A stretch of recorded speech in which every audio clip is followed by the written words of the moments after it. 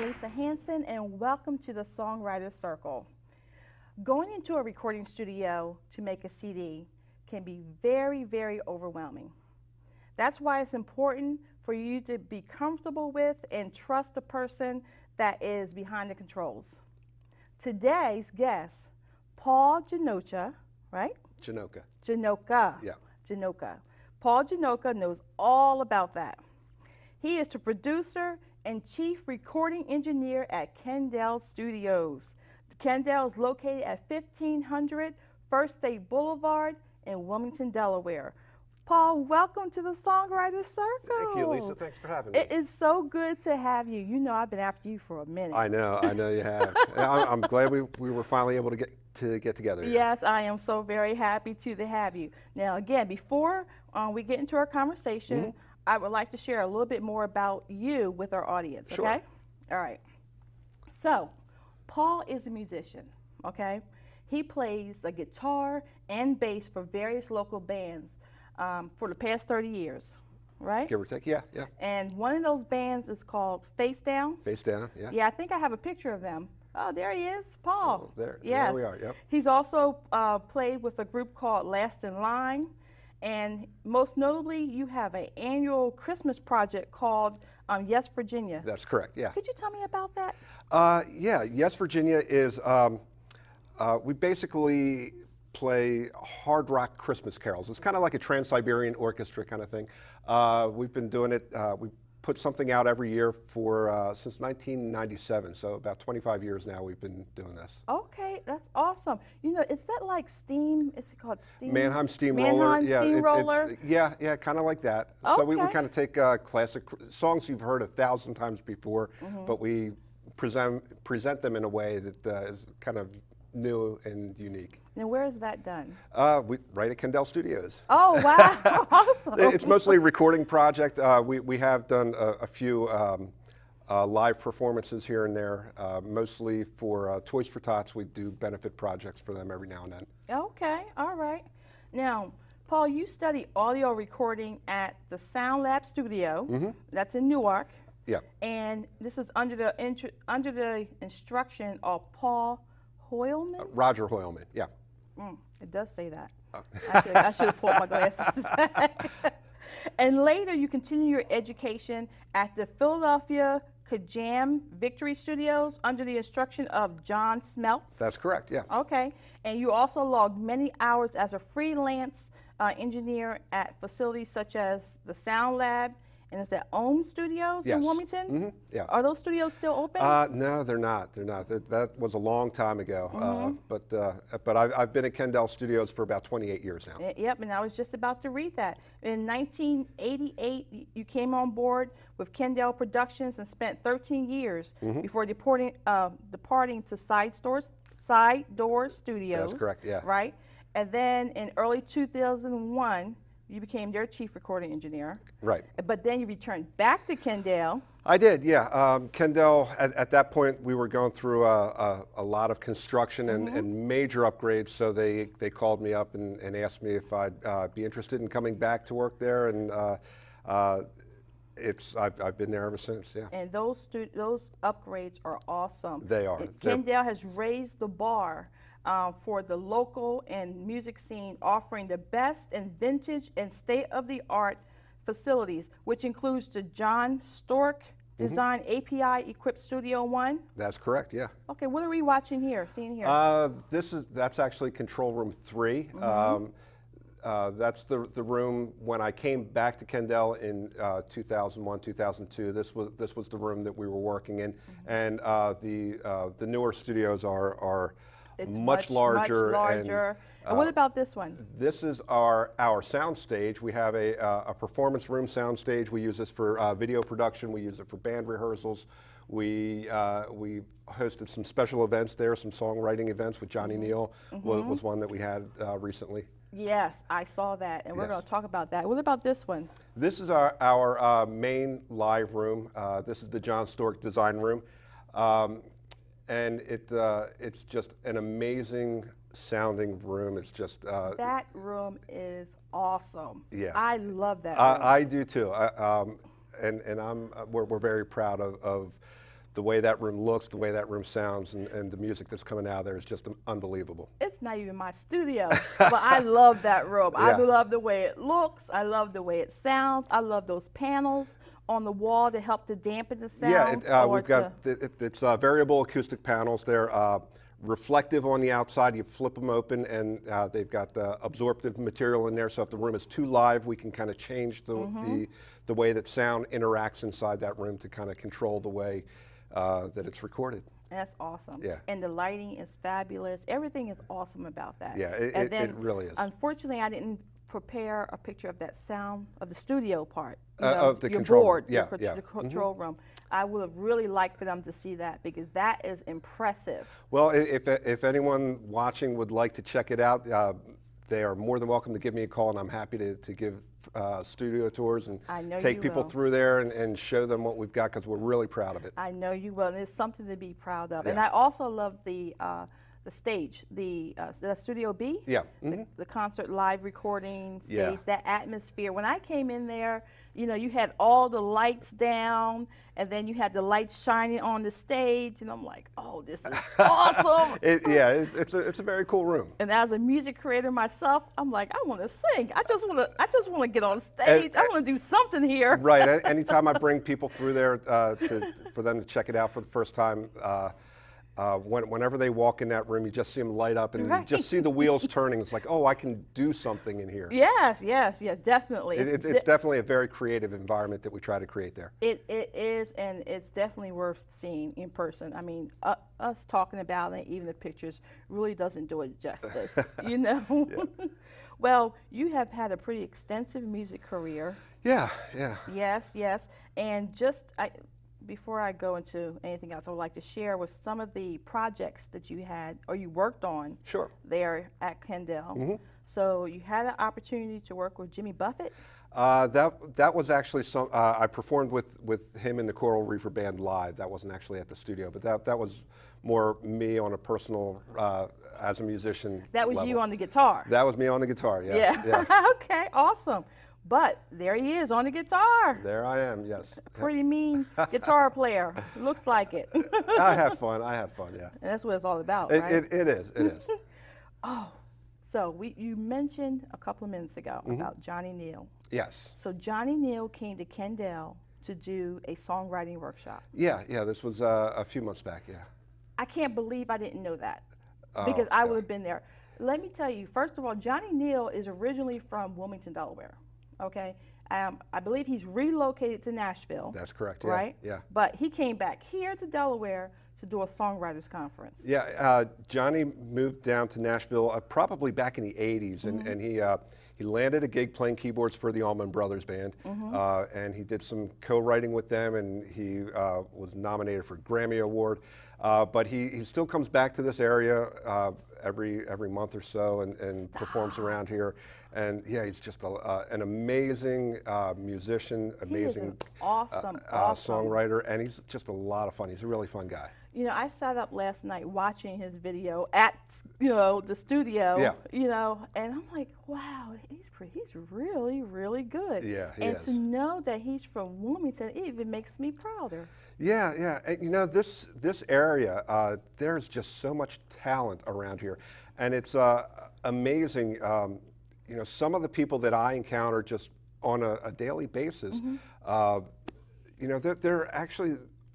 We've got people that live right around here that are really plugged into major national acts. The touring drummer for this artist or the touring bass player for that artist that are selling out stadiums all around the world, and they live in our backyard. And they live in our backyard. And yeah, very approachable people, and just we really are blessed here. I keep telling people they really don't know that we have a wealth of talent here, and that's if they true. could just scratch the surface, and actually, if people can just get out of their own little circle and just get out and meet people, you know what I mean? You would be surprised. It is amazing, yes. We have a lot of Grammy Award-winning artists here. Sure. And I'm learning that. I'm just learning that Right. as I get out. I had an opportunity to work with the Recording Academy. For Grammys in my district. Right. event here locally. Right. And right. just meeting a couple of artists, I'm like, wow, you live here Yeah. in Delaware? That's right. That's You right. know? So that is awesome. So back to the people that you had the opportunity to work with Mm-hmm. Yeah. at Kendall. Dionne Warwick. Dionne Warwick, yes. Yeah. Yes. I think I have a picture of you and Dionne. Okay. Yeah, there you are. There we are. Right yeah. there. Yep. So Dionne is a 5-time Grammy Award winning singer. Most people know that, Right. right? Right. But she came all the way to Delaware to work with you Yeah. on yeah. a project. I think it was spoken word. It was spoken word, yes.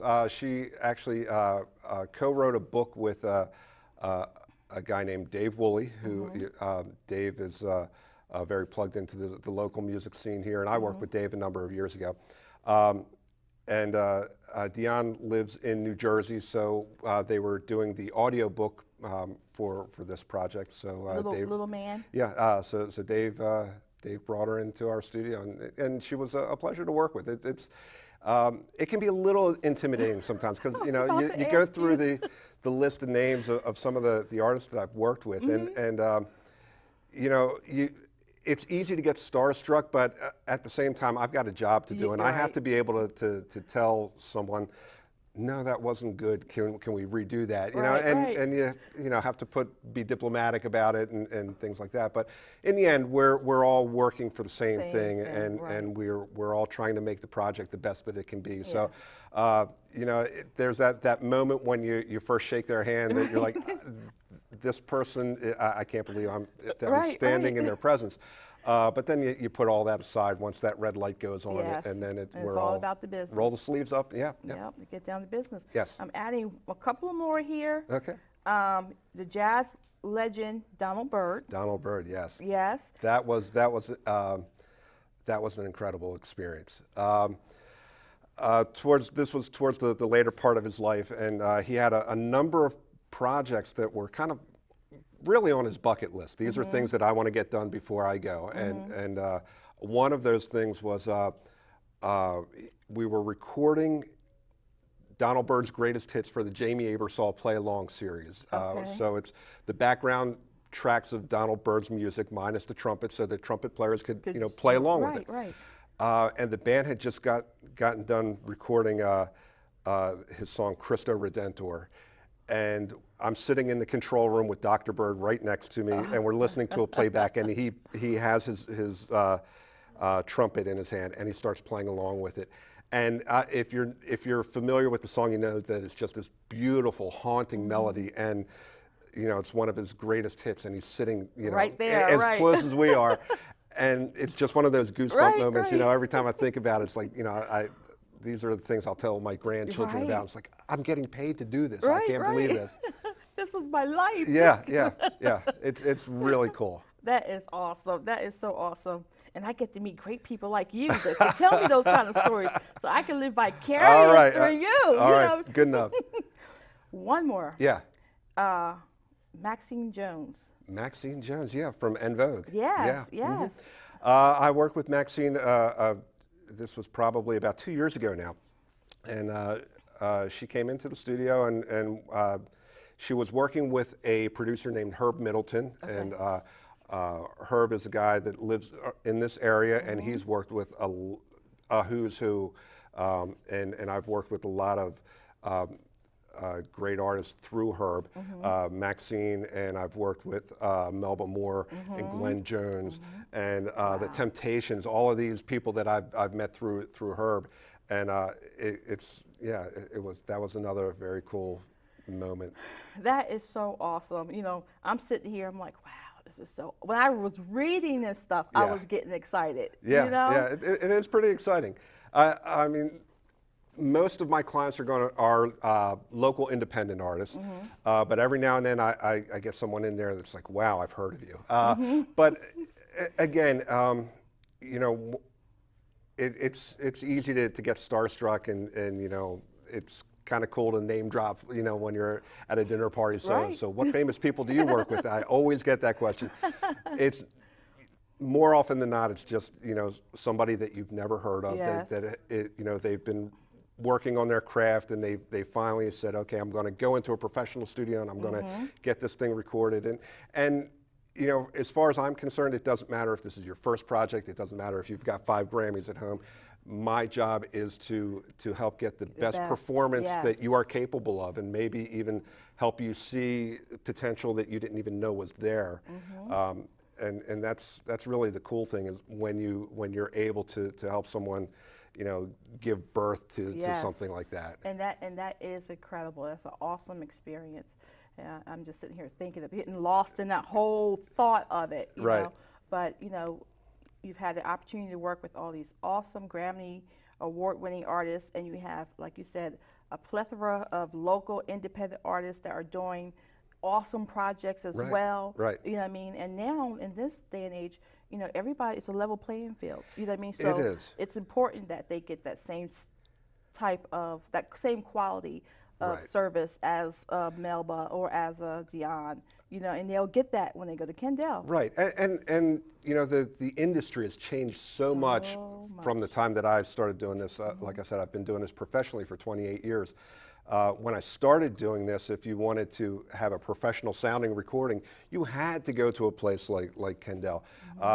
These days, with the way that technology is, you know, you buy a program and you've got the technology that you need in that iPad right there to create, you know, a pop masterpiece.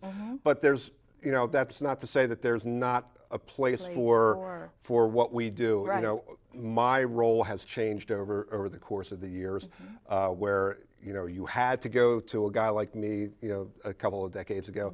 Now we learn how to work with people that are recording at home, you know, that maybe they have, you know, Pro Tools and they're recording stuff at home or whatever, but there's still things that we can offer. You know, you have a beautiful room like what we have that you're not going to get the same kind of drum sound in your basement that you can get in a place like that. Exactly. So I worked on the latest CD from Boy Sets Fire last year. And they're really big in Europe. And these guys are incredible. They have the guitar player has Pro Tools at home, so they did a lot of their pre-production at home. Then they came to me to record their drums. We spent 4 days just recording the drums and the bass, and then once we were done with that, then the guitar player took the stuff home and they recorded their vocals and their guitars at home, and then they took it to a studio in New York to mix. So there's ways that you know, that we are able to work with you, even, you know, even if you say, well, I've got this, my laptop, and Right. I've got this program here, you know, what do I need to go to a studio for? Well, you know, that's one of the unique things about Kendall, and that I had that listed here, but you've already Yeah. addressed it for me. Thank you, Paul. No problem. Is that, you know, even though you are doing it in your basement or you're doing it in your attic or whatever, Right. you know what I mean?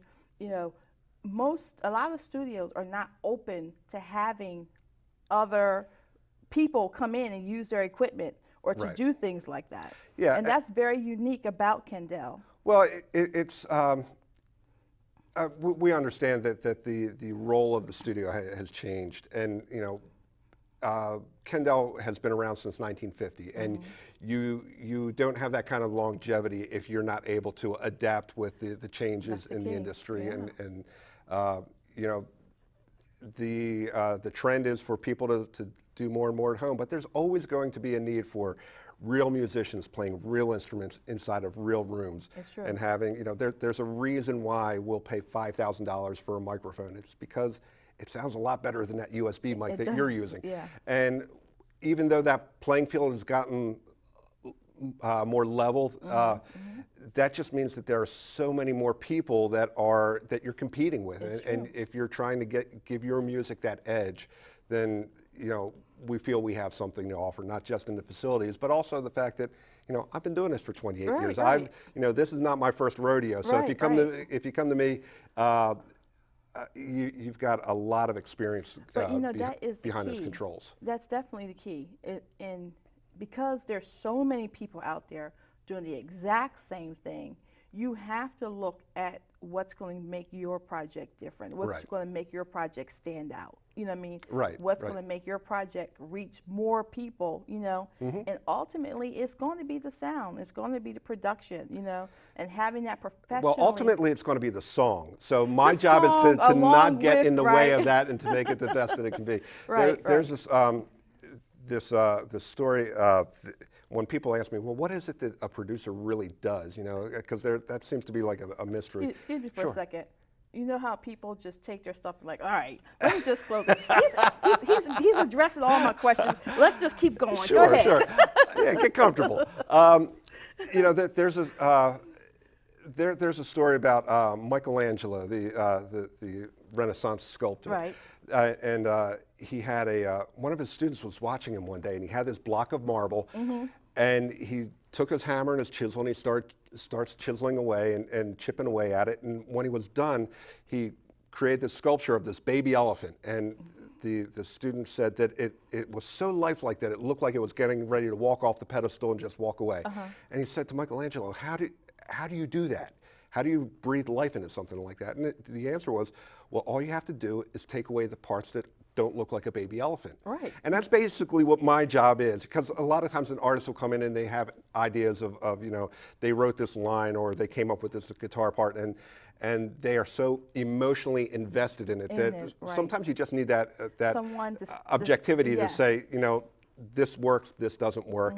You know, let's strip all of this away. Let's get to the essence of what it is that we're trying to create here. And so a lot of what I do has to do with that. So do you have a conversation with them in the beginning? You know, because I prefer as to. an artist, That's not always, you know, Yeah. I don't always get that opportunity, but part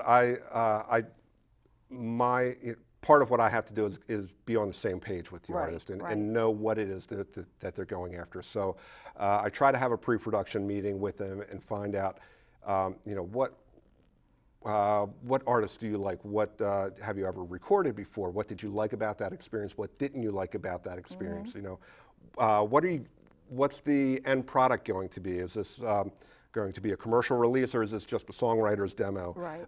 Because all of these things will tell me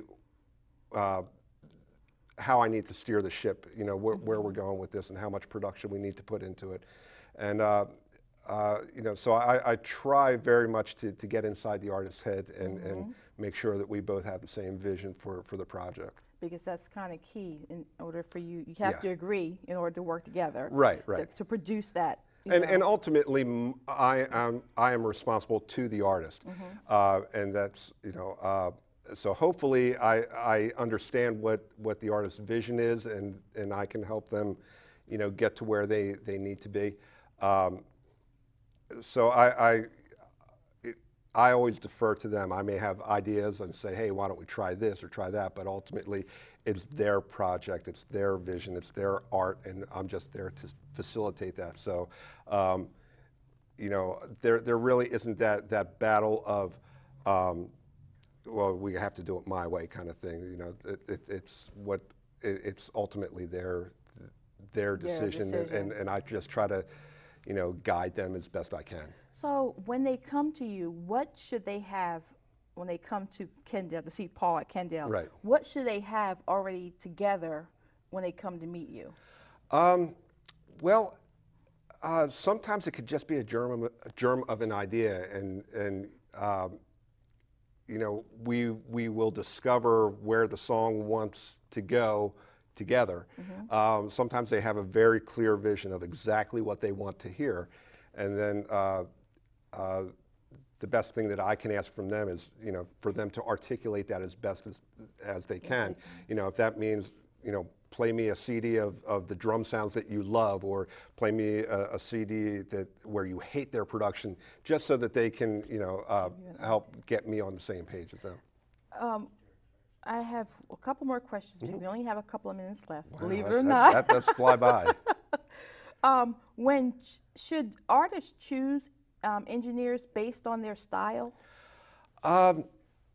Well, So, like example, I'm primarily gospel, right? Right. But then I have another artist that is like hip hop. Okay. You know, Right. an R&B. Should they, or can an engineer just manage just music? Is it just the music, or is it a specific style? there are definitely engineers that will specialize in one genre or another. And if you have someone that matches up what you're after, then that's fine. What I always suggest to anyone that comes into the studio to check it out for the first time, I'll show them around, I'll play them samples of my work, but I also suggest that they go to other studios and do the exact same thing. Check out other studios, talk to other engineers, listen to their work, and find out, more than anything, the personalities have to mesh. Yes, it's true. I've got a pretty wide background as far as where I come from musically, just personally, plus my history doing this. So I don't think there's any kind of music you can throw at me that I haven't done before. But I find that having that wide background really serves me well. So if I'm working on a country project, having a rock background, maybe I've got some things in my bag of tricks that you wouldn't necessarily think of putting on a country record, or so it's kind of cool to have the ability, right, Yeah, and yeah.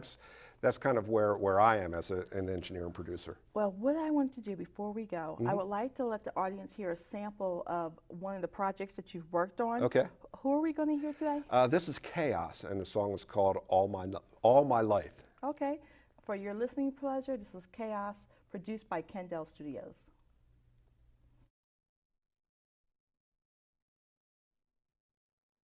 Mine's all night because of what you said.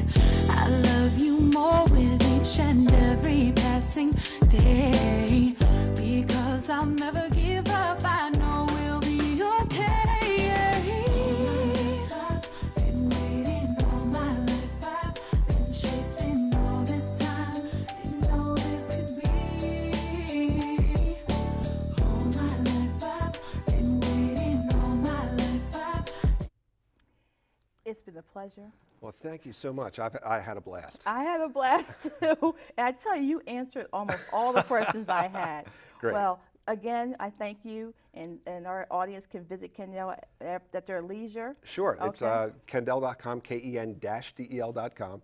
And, please stop by and check us out online. Take a look at the studios. If you're interested, give me a call. I'd be happy to show you around personally and talk to you about any needs that you may have, any projects that you're working on. Happy to talk to you. Well, I appreciate that. Well, thank you very much once again for watching the Songwriters Circle, and I hope you have a blessed day.